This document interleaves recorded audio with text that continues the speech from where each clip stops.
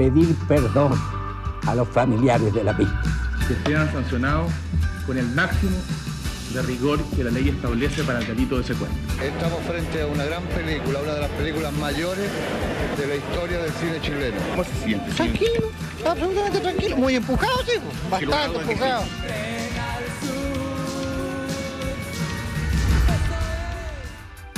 Llegamos a 1991, que, ¿para qué les voy a decir una cosa por otra? Fue un año bien intenso en el que por sobre todo prevalecieron las búsquedas de la verdad, del triunfo y también de la esperanza. ¿Preparados? ¡Vamos!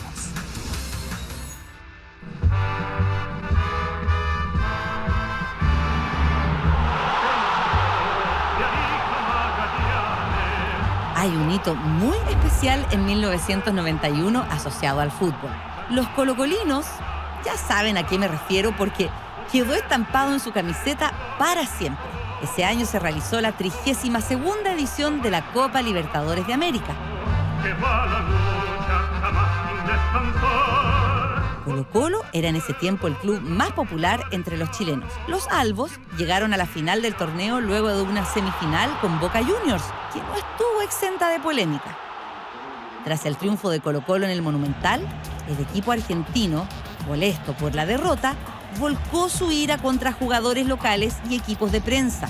Esa fue la antesala de la final del campeonato más importante de clubes de fútbol del continente. El rival sería el Olimpia de Paraguay. El día del partido, la expectación se sentía en las calles de Santiago. Por eso no fue novedad que desde muy temprano miles de personas comenzaran a confluir al estadio Monumental. Así, cerca de las 17 horas, el estadio estaba casi lleno. Más tarde, entró a la cancha Colo-Colo. Sinceramente, un momento especial, ya que miles de gargantas generaron al unísono un grito de victoria para el cuadro popular. Buenas noches, amigos telespectadores. 8 de la noche con 33 minutos del miércoles 5 de junio. Ha iniciado el fútbol el equipo visitante. Ahí va Espinosa, gran pared con Pérez. ¡Pérez! Y el país entero se levanta con un puño apretado, gritando el primer gol de Colo-Colo. Yo también, Bartichotto. Se equivocó uno. Ahí está Pérez. Y voy a gritarlo hasta cansarme. ¿Cómo la bajó? Con una almohada en el pecho. El giro precioso. La zurda que aparece y se abraza Chile. Ahí va, Bartichotto, la marca de Suárez. El Chico Herrero con Sagres Herrera. Y el país entero está gritando. Por fin ganamos. Atención país. Por fin gritamos. Colo-Colo campeón. Chile campeón. La Libertadores se queda en casa. Y este grupo de hombres entra por la puerta grande de la casa de la historia. Con esa llave que nunca nos permitió abrir el triunfo, el éxito. Por fin Colo-Colo. Por fin. Estamos muy felices porque creo que para Chile es un justo premio al espíritu deportivo, a la corrección, al entusiasmo. Me cuesta mucho hablar y bueno, se lo dedico a mi padre. Creo que él de allá del sur estaba haciendo fuerzas para que yo pudiera entrar y marcar un gol. Esta copa tan ansiada por todos nosotros, en especial el pueblo chileno que hace mucho tiempo quería tocar esta copa y ahora la tenemos aquí y la podemos tocar, la podemos besar y todo esto.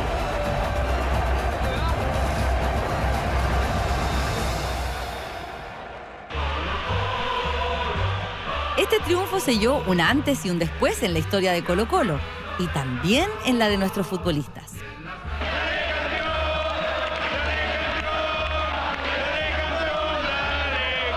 Yo contentísimo, vengo desde Iquique y a presenciar este triunfo enorme, maravilloso. Nada más lindo en el mundo. Ha ganado Colo-Colo. ¡Somos campeones de América! ¡Somos campeones! ¡Nos vamos a llevar la Copa Intercontinental de América! ¡Sí!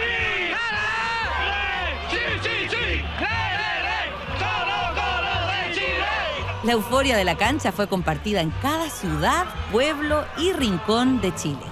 En la capital, las celebraciones se concentraron en varios puntos. El más icónico, Plaza Italia, donde se reunieron más de 40.000 hinchas. La canción que acompañó este triunfo de Colo-Colo fue también su cábala durante el torneo, la sopa de caracol. ¡Ey!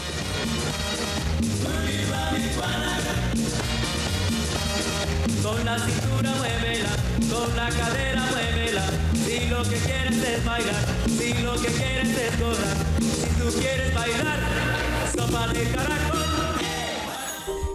Unos meses antes, a inicios de 1991, tras un arduo trabajo de recopilación y análisis de documentos y testimonios, la Comisión Nacional de Verdad y Reconciliación, creada por decreto supremo un año antes, entregó al presidente Patricio Aylwin el primer reporte oficial sobre violaciones a los derechos humanos durante la dictadura militar, el informe Rettig.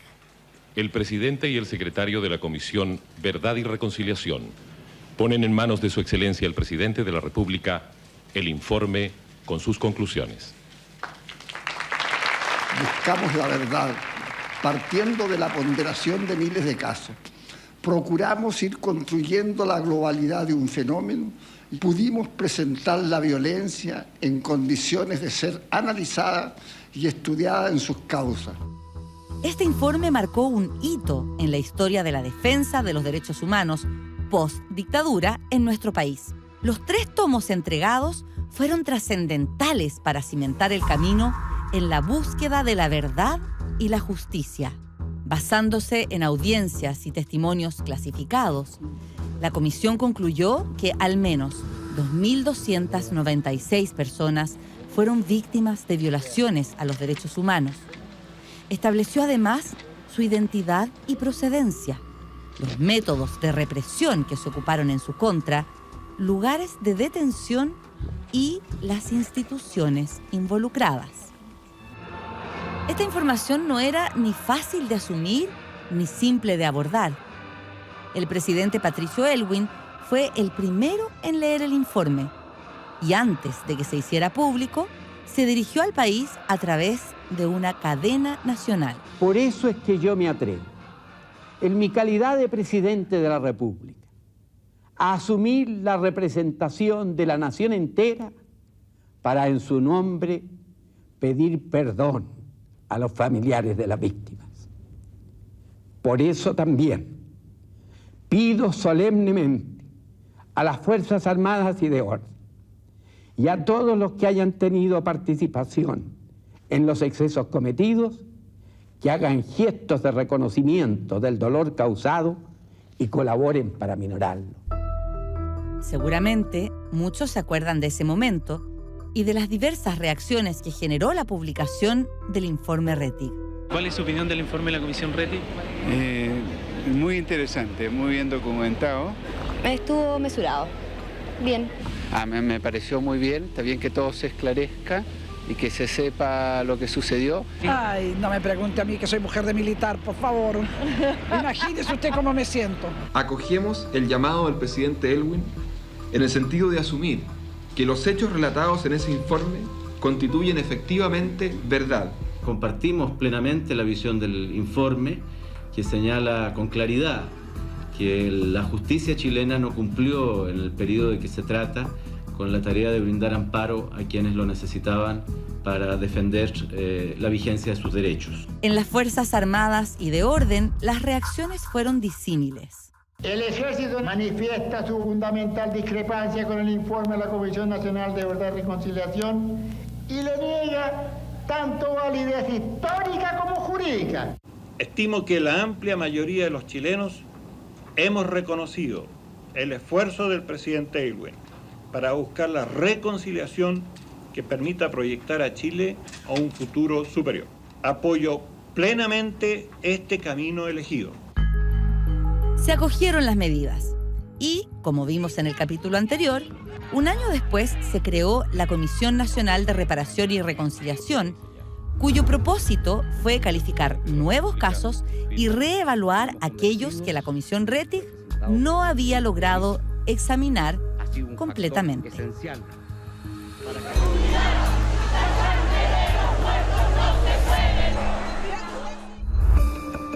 De vuelta en 1991, 7 meses después de la publicación del informe Rettig, se llevó a cabo la exhumación de un número indeterminado de cadáveres que estaban enterrados en el denominado Patio 29 del Cementerio General de Santiago. Un acontecimiento clave para identificar los cuerpos que habían sido sepultados de forma clandestina durante la dictadura. La diligencia combinada de 2 magistrados, que corresponde a la inhumación de 104 tumbas, en donde se espera encontrar 127 osamentas de detenidos desaparecidos o de ejecutados políticos. Siempre supimos que muchos detenidos desaparecidos que figuran en nuestras listas habían sido sepultados como NN y que durante la dictadura pasada nunca fue posible hacer esta exhumación. Las primeras investigaciones en torno a lo que pasaba en este patio del cementerio habían comenzado en 1979, cuando en la Vicaría de la Solidaridad se recibieron denuncias de entierros ilegales de víctimas de la represión. Nosotros hemos hecho esta gestión precisamente porque teníamos los conocimientos de que ahí había gente enterrada desde el año 73, 74, y por lo tanto pedimos de que se abrieran las tumbas para identificar a los difuntos. Al realizar las exhumaciones se hallaron 2 cuerpos en una misma tumba. Consultado por esto, el entonces comandante en jefe del ejército, Augusto Pinochet, reaccionó con la siguiente frase. En una sola tumba 2 cadáveres, por ejemplo. En una sola tumba 2 cadáveres enterrados. Pero es que economía más grande. Tras 12 días de intenso trabajo, jornadas en las que los familiares de los detenidos desaparecidos presenciaron las labores, finalizaron las exhumaciones. Se excavaron un total de 107 sepulturas, se exhumaron 125 cadáveres y tenemos una falta de 4 cadáveres que también pensábamos que se encontraban en el patio y no fueron hallados. A continuación, vino un proceso muy complejo de identificación de los restos, que no estuvo exento de polémicas porque los primeros informes resultaron estar equivocados y muchas familias que pensaron que por fin habían encontrado a sus seres queridos desaparecidos se enteraron del error 15 años después. Se les dijo la verdad respecto a las identificaciones y se les dijo que efectivamente habían unas identificaciones erróneas de aquella época. Lamento harto hoy día estar provocando este dolor. Nadie está eludiendo el bulto, al contrario, se han enfrentado derechamente, se han puesto todos los recursos. Llevan 10, 11 años yendo a una tumba a rendir un homenaje, a compartir con ellos momentos de cada familia y hoy día se encuentran que ya ese lugar no va a existir. Como una forma de mitigar el dolor y la decepción, el Patio 29 sería declarado Monumento Histórico en 2006. Y 3 años después, se darían a conocer las identidades correctas de las personas que habían sido exhumadas en el 91.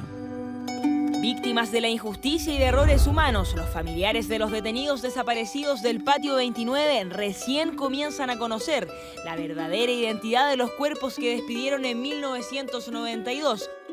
Y es cumplir un compromiso que la presidenta asumió con los familiares, con las agrupaciones y con cada una de estas familias que les ha resultado muy difícil lo que han tenido que vivir. En la actualidad no hay cuerpos de víctimas de la dictadura militar sepultados en el Patio 29. Las cruces enterradas son el único vestigio de este duro y triste acontecimiento.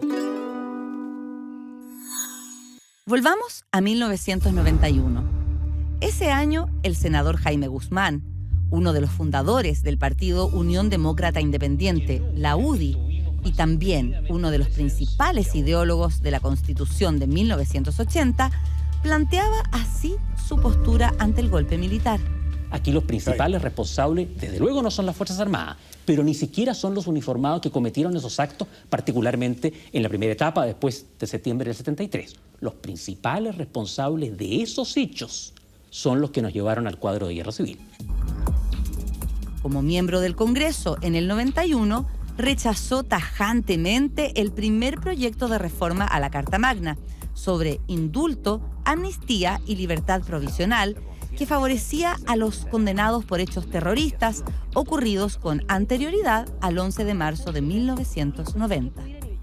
los exhortamos a que el sábado próximo no aprueben en el Congreso Pleno una reforma constitucional que debilita las normas relativas a los delitos terroristas, facultando incluso el indulto presidencial de terroristas. El proyecto finalmente se aprobó en el Congreso Pleno. 9 días después de la votación, en el frontis del Campus Oriente de la Universidad Católica, Jaime Guzmán fue asesinado por miembros del Frente Patriótico Manuel Rodríguez.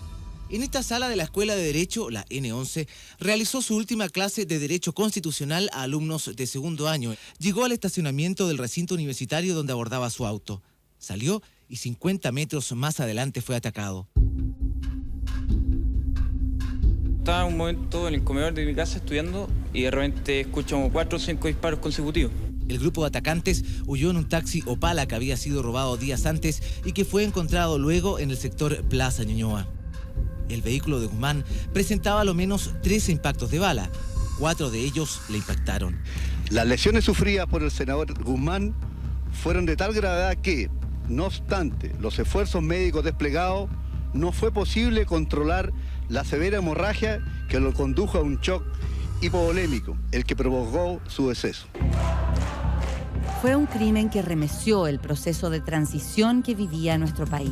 El primero, y hasta ahora el único, asesinato de un político chileno desde que recobramos la democracia. El país entero también debe saber que quienes dispararon contra Jaime Guzmán no son los únicos responsables de su muerte.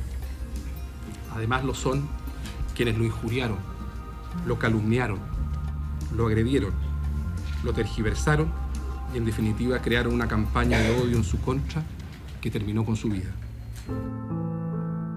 El asesinato de Jaime Guzmán me ha herido en lo personal porque lo considero un crimen injustificable contra lo que queremos para Chile. El gobierno decretó duelo nacional por 2 días. Su funeral se realizó en un templo en pleno centro de la capital, en Avenida Cumming con Alameda. Centenares de personas llegaron a despedir.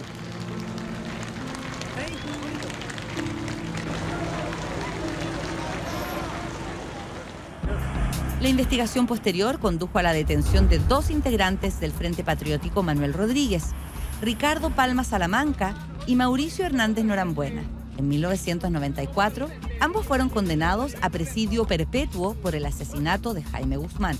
Y no fue el único delito del que fueron acusados, porque también estuvieron implicados en el secuestro de Cristian Edwards del Río, hijo del dueño del diario El Mercurio, Agustín Edwards. Un hecho que también ocurrió en el año 1991. El lunes 9 de septiembre a las 21:40 horas se retiró de su oficina de Avenida Providencia para ir a buscar a pie su auto. Puso la llave para abrirlo y en ese momento supuestamente habría sido secuestrado, pues allí quedó su vehículo con la puerta abierta sin muestras de violencia ni huella alguna. Nada de esto se supo públicamente hasta que 15 días después se levantó la prohibición de informar derivada de una orden judicial tramitada por la familia Edwards del Río y el gobierno de Elwin.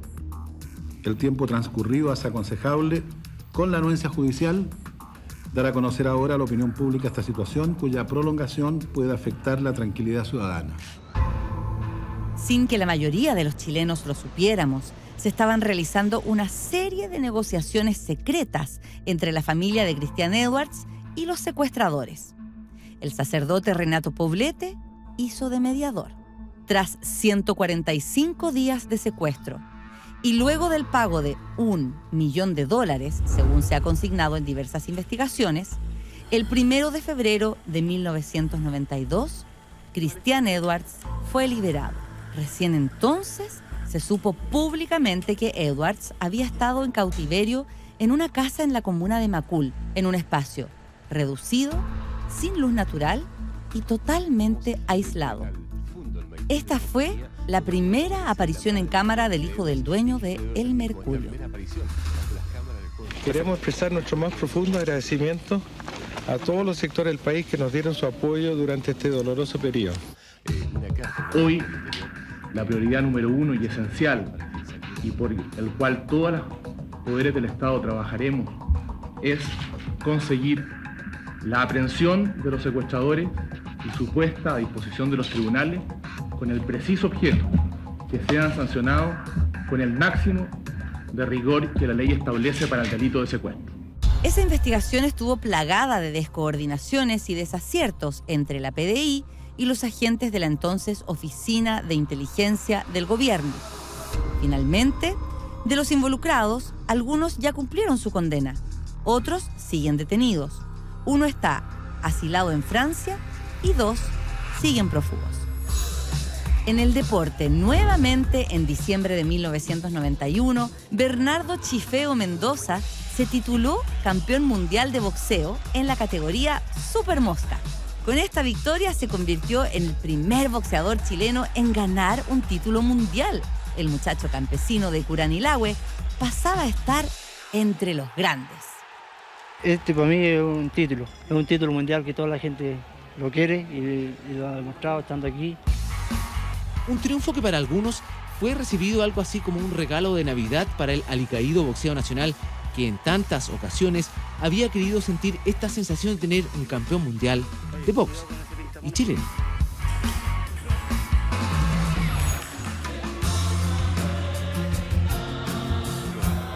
Esta es la Juventud de América. Otro evento deportivo que tuvimos ese año fue la Copa América, que se jugó acá, en Chile, por 6ª vez en su historia y por primera vez desde el retorno a la democracia. El pueblo de Chile y su gobierno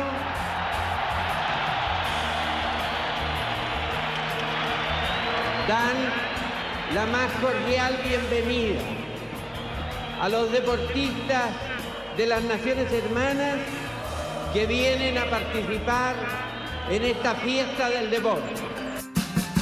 Tras el histórico triunfo de Colo-Colo en la Copa Libertadores, los ojos de todo el país estaban puestos en la selección chilena, comandada por el técnico Arturo Salá y con varios albos como titulares.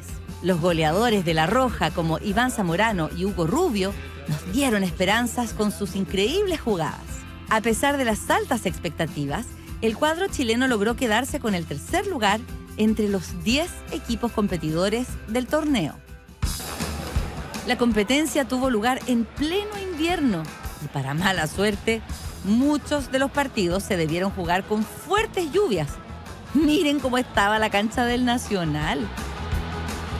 Finalmente, tras una excelente pasada, la selección argentina le ganó a Colombia por 2-1, llevándose la copa y los galardones como mejor jugador para Leo Rodríguez y mayor goleador del torneo para Gabriel Batistuta, seguido de cerca por nuestro Iván Zamorano.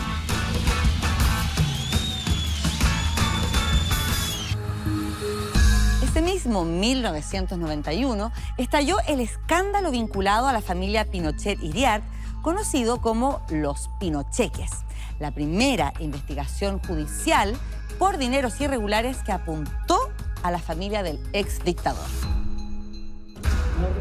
Lo que pasó fue que se supo que la empresa Valmoval, que fabricaba partes y piezas de armamento para el ejército chileno, había girado 3 cheques por un monto de más de $3 millones de la época, a nombre de Augusto Pinochet Iriart, hijo del comandante en jefe.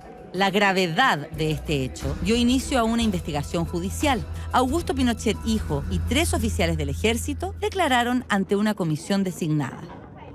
Cualquier cosa que yo diga va a ser para que ustedes lo usen. Dígaselo, por favor. Claro, que la comisión es la que tiene que dar todo lo que sea para el periodista. Yo no puedo hacer. No, pero usted como persona, ¿cómo se siente? Tranquilo, absolutamente tranquilo. Muy empujado, sí, bastante empujado. Nadie en la institución se siente, digamos, afectado porque se realiza esta investigación. Lo que a veces pasa es que se especula con la desinformación. En el transcurso de la indagatoria surgieron cuestionamientos hacia la figura de Augusto Pinochet padre sobre si tenía conocimiento o participación directa en el fraude atribuido a su hijo. El informe consigna con toda claridad una serie de documentos y de hechos que tienden a demostrar que el comandante en jefe del ejército tenía conocimiento de la operación de estas empresas. Si bien existen documentos emanadas de terceras personas que hacen referencia a resoluciones dictadas por la comandancia en jefe, no es posible sostener, en base a los antecedentes, que éste tuviera conocimiento de la participación de su hijo en estas operaciones. En 1993, la investigación se reactivó. El diario La Nación publicó la reapertura del caso en su portada y 2 horas después, El País fue testigo del boinazo, tal como vimos en el capítulo de ese año. Acción que surgió como una presión por parte del ejército para cerrar el caso de los Pinocheques. 2 años después de eso, en 1995, el Consejo de Defensa del Estado solicitó al magistrado del segundo juzgado del crimen, Jorge Colvin, someter nuevamente a proceso a Augusto Pinochet Iriart y los 3 exoficiales. Pero la petición fue rechazada. Aquí no ha habido ni un fraude, ni un engaño, nada de lo que se ha dicho. Me parece que es congruente con todo lo que se ha investigado durante tanto tiempo. ¿Va a pedir el sobreseimiento? Por supuesto. En cuanto se me cumplan los plazos, vamos a solicitar el sobreseimiento definitivo de la causa y ahí el tribunal resolverá lo que en derecho corresponda. En plena crisis por la condena de Manuel Contreras, por el asesinato de Orlando Letelier y aduciendo razones de Estado, en 1995, el presidente Eduardo Frei Ruiz-Tagle pidió al Consejo de Defensa del Estado no apelar. Accediendo a una solicitud del presidente de la República y los fundamentos de dicha solicitud, ha decidido no apelar de las resoluciones dictadas en el caso Balmoral. De esa forma, el caso llegó a su fin, sin tener claro qué pasó con el monto cuestionado en la causa y sin ninguna pena. Mientras todos estos acontecimientos ocurrían en nuestro país, en el cine se estrenó La Frontera, una película nacional que aludía a algunos de los dramas que nos tocó vivir durante los años de dictadura. Mágica, cautivante, entretenida, un salto adelante para el cine chileno. Estas fueron algunas de las elogiosas expresiones que recibió en su estreno la película La Frontera de Ricardo Larraín. Ahí estuvo el presidente de la República y otras personalidades. Al final de la función, este filme se ganó merecidamente los aplausos. Del largometraje se destacaron la hermosura de sus imágenes, grabadas en el sur de Chile, y la actuación de sus artistas. Estas cualidades hicieron a La Frontera merecedora de un premio Goya en 1991 como la mejor película extranjera de habla hispana. Estamos frente a una gran película, una de las películas mayores de la historia del cine chileno. Lo que primero se siente con esta película es una avalancha emocional de cosas. Es algo nuestro, ¿cierto? Filmado en tierras nuestras, donde muy pocas veces se toman en cuenta, ¿cierto?, las tierras que están lejanas. La película ha sido muy bien recibida, ha habido realmente mucho cariño que hemos sentido hacia la película y hacia nosotros.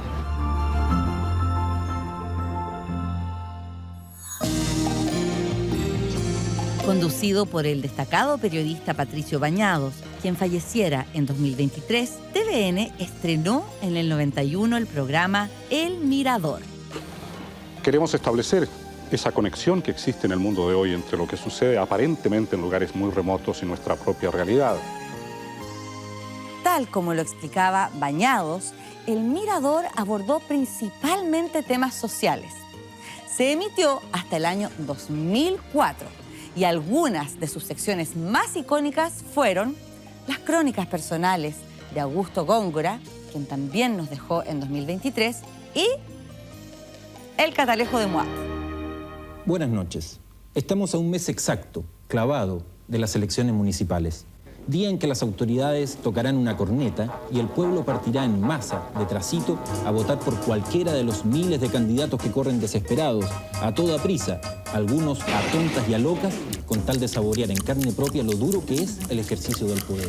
Asuntos culturales en el Ministerio de Relaciones. Les voy a contar un dato. En los 60, Patricio Bañados trabajó en Estados Unidos y Europa, incluso para la BBC en Inglaterra. Volvió a Chile en 1975 y estuvo en TVN, pero solo por 3 años. En 1988 fue la figura ícono de la campaña del no y en 1990 se reintegró a nuestras pantallas. Un año después fue el nuevo presentador de la parada militar.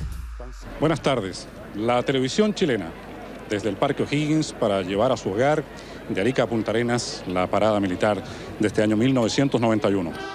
Bañados se encargó de conducir la transmisión de este evento en las siguientes 16 ocasiones. Y en otras transmisiones, ese año nuestro canal envió a Santiago Pavlovich a cubrir el conflicto bélico entre Irak y Estados Unidos que se vivía en Kuwait, la guerra del Golfo Pérsico. Por primera vez, un evento bélico era transmitido en tiempo real por la televisión en todo el mundo. Los norteamericanos han dicho que solo abandonarán este sector de Irak una vez que esté absolutamente garantizada la frontera kuwaití. Sin embargo, analistas internacionales estiman que los estadounidenses abandonarán esta área cuando caiga Saddam Hussein. Desde Sabuán, en territorio ocupado iraquí, Santiago Pavlovich, 24 horas. A inicios de 1991 se realizó el primer Festival de la Canción de Viña del Mar en democracia. Sus organizadores lo denominaron el Festival de la Paz, como una llamada de unidad en medio del conflicto bélico en el Golfo Pérsico. La ceremonia de inicio fue muy significativa. Aún es tiempo de darle una oportunidad a la paz. Aún es tiempo de escuchar a nuestros niños. Aún es tiempo de escuchar su verdad no contaminada. Sí, aún es tiempo de vivir, a pesar de nuestras diferencias, a pesar de los odios, de nuestras pequeñeces. Aún es tiempo de vivir, amigos. Fue un festival con un amplio abanico de artistas, entre ellos la banda estadounidense Faith No More.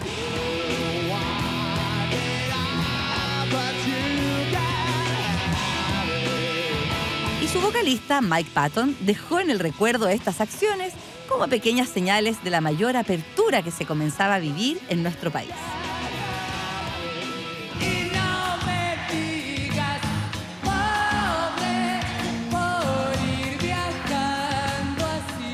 También se presentaron Los Prisioneros. Con el retorno a la democracia, la banda chilena tocó por primera vez en la Quinta Vergara, luego de que fuera vetada en 1987.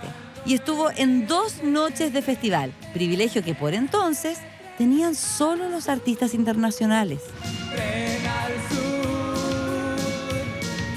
Dentro de las singularidades de la versión número 32 del festival, la animadora Paulina Nin se atrevió a rapear para presentar al grupo ¿Qué pasa? Él es un joven venezolano que viene a la Quinta a cantar.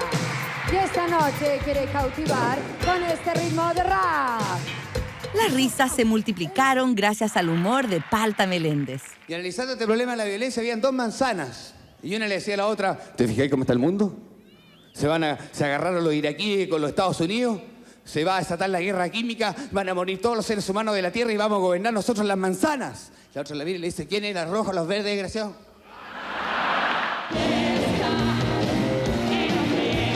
Y para alegrar la fiesta, no podía faltar el cantante puertorriqueño Chayanne.